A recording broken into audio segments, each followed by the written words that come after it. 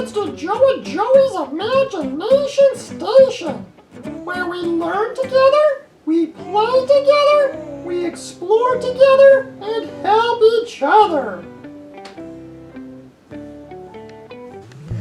Welcome back to Joe and Joey's Imagination Station, kiddos!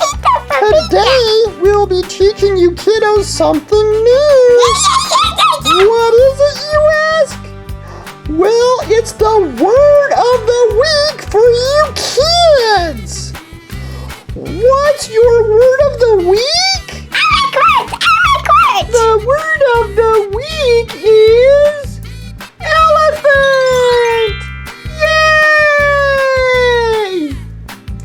An elephant is a heavy, plant-eating mammal with a long trunk, long curved ivory tusks, and large ears.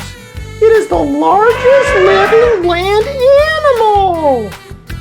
You can also use elephant in a sentence like this. The elephant walked towards the other elephants. All right, kiddos, tell your parents the word you just learned from Joe and Joey. Elephant!